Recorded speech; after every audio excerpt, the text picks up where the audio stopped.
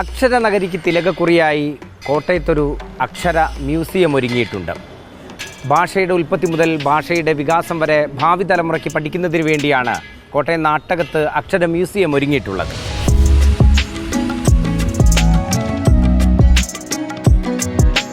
ഇന്ത്യയിലെ ആദ്യത്തെ ഭാഷാ സാഹിത്യ മ്യൂസിയമാണ് അക്ഷരം മ്യൂസിയം. 4 ഘട്ടങ്ങളിലായിട്ടാണ് പൂർത്തീകരിക്കാൻ ഉദ്ദേശിക്കുന്നത്. അതിൻ്റെ ആദ്യഘട്ടമായിട്ടുള്ള മൊഴിയിൽ നിന്ന് വരയിലേക്ക് എന്ന് പറയുന്ന ആദ്യഘട്ടമാണ് ഇപ്പോൾ ഉദ്ഘാടനത്തിനായി സജ്ജീകരിച്ചിരിക്കുന്നത്. മനുഷ്യഭാഷയുടെ ഉൽപ്പത്തി മുതൽ മലയാള ഭാഷയുടെ സമകാലിക മുഖം വരെ അടയാളപ്പെടുത്തുന്ന 4 ഗാലറികളിലായാണ് ആദ്യഘട്ടം ഒരുക്കിയിരിക്കുന്നത്. മനുഷ്യഭാഷ എങ്ങനെ ഉണ്ടായി, അതിൻ്റെ ഉദ്ഭവത്തെ സംബന്ധിച്ചിട്ടുള്ള വാദപ്രതിവാദങ്ങൾ ഒരു വീഡിയോ പ്രൊജക്ഷനിലൂടെ അവതരിപ്പിച്ചുകൊണ്ടാണ് അക്ഷരം മ്യൂസിയം ആരംഭിക്കുന്നത്.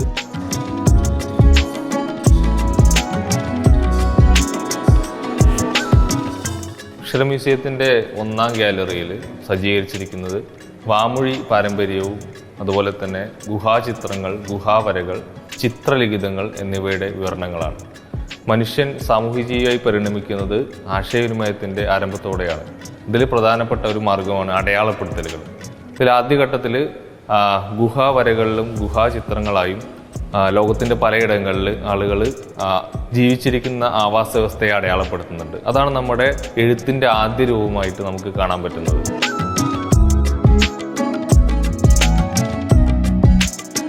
ഗുഹാവരകളിൽ നിന്നും ഗുഹാചിത്രങ്ങളിൽ നിന്നും പിന്നീട് ചിത്രലിപികളിൽ നിന്നും ലിപികളായിട്ടാണ് ലിപി വ്യവസ്ഥ രൂപപ്പെടുന്നത്.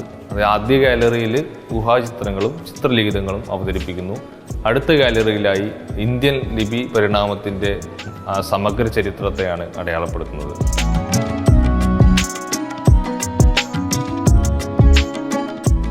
ലിപി പരിണാമവുമായി ബന്ധപ്പെട്ട് ഇന്ത്യൻ ലിപികളുടെ മൂല ലിപിയായിട്ടുള്ള BC 3ാം നൂറ്റാണ്ടിലെ ബ്രാഹ്മി മുതൽ ഇന്ന് വരെയുള്ള 19ാം നൂറ്റാണ്ട് 20ാം നൂറ്റാണ്ട് വരെയുള്ള അച്ചടിക്ക് മുമ്പ് വരെയുള്ള അക്ഷരങ്ങളുടെ പരിണാമത്തെ സംബന്ധിക്കുന്ന ആനിമേഷൻ വീഡിയോകൾ ഉൾക്കൊള്ളുന്നതാണ് അക്ഷര മ്യൂസിയത്തിൻ്റെ 2ാം ഗാലറി.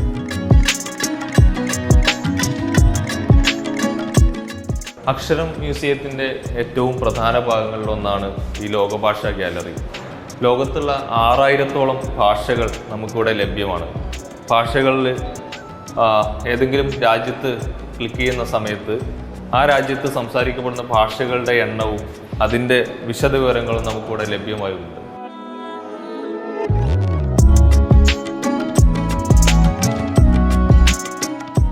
അക്ഷരം മ്യൂസിയത്തിൻ്റെ 3ാം ഗാലറി അച്ചടിയുടെ സമഗ്ര ചരിത്രത്തെ അടയാളപ്പെടുത്തുന്നതാണ്.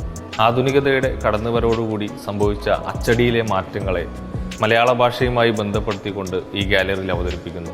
പ്രധാനമായും കേരളത്തിലെ പ്രധാന അച്ചടിശാലകൾ, അച്ചടി യന്ത്രങ്ങൾ, മലയാളം ഭാഷ ആദ്യമായി പബ്ലിഷ് ചെയ്ത പുസ്തകം, മലയാളം അച്ചടി ഇന്ത്യക്ക് പുറത്ത്, മലയാളം അച്ചടി ഇന്ത്യയിൽ, മലയാളം അച്ചടി കേരളത്തിൽ തുടങ്ങി വിവിധ ഡിവിഷനുകളായി മലയാള ഭാഷയുമായി ബന്ധപ്പെട്ട അച്ചടിയുടെ ശേഖരങ്ങളെ അവതരിപ്പിക്കുന്നു. കൂടാതെ അച്ചടിയുടെ ഗാലറിയിൽ ഏറ്റവും പ്രധാനപ്പെട്ട ഒരു ഏരിയ സാക്ഷരതയെക്കുറിച്ചുള്ളതാണ്. കേരളത്തിലെ സാക്ഷരതാ പ്രസ്ഥാനങ്ങളുടെ സമഗ്ര ചരിത്രത്തെ അച്ചടിയുടെ ഗാലറിയിൽ ഒരുക്കിയിരിക്കുന്നു.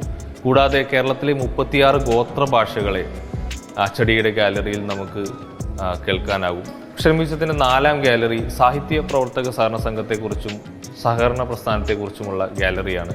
ഇന്ത്യയിലെ എഴുത്ത് പ്രസാധന ചരിത്രത്തിൽ ഏറ്റവും പ്രധാനപ്പെട്ട ഒരു ഏടാണ് സാഹിത്യ പ്രവർത്തക സഹകരണ സംഘം. മലയാളത്തിലെ കൃതികളെ ലോക സാഹിത്യത്തിന് പരിചയപ്പെടുത്താനും ലോക സാഹിത്യത്തിലെ കൃതികളെ മലയാളികൾക്ക് പരിചയപ്പെടുത്താനും SPCS വഹിച്ച പങ്ക് നിസ്തുലമാണ്. അതുകൊണ്ട് തന്നെ ഒരു ഭാഷാ സാഹിത്യ സാംസ്കാരിക മ്യൂസിയത്തിൽ സാഹിത്യ പ്രവർത്തക സഹകരണ സംഘത്തിൻ്റെ പങ്കും ഒഴിച്ചുകൂടാനാകാത്തതാണ്. അക്ഷരം മ്യൂസിയം 4 ഘട്ടങ്ങളിലായാണ് പൂർത്തീകരിക്കാൻ ഉദ്ദേശിക്കുന്നത്. 1ാം ഘട്ടത്തിൻ്റെ നിർമ്മാണ പ്രവർത്തനവും ഉദ്ഘാടനവുമാണ് ഇപ്പോൾ നടക്കുന്നത്. അക്ഷരം മ്യൂസിയത്തിൻ്റെ 2ാം ഘട്ടത്തിൽ ലോകഭാഷകളുടെ വിവരണങ്ങൾ അടങ്ങുന്ന 4 ഗാലറികളാണ് ഉദ്ദേശിക്കുന്നത്.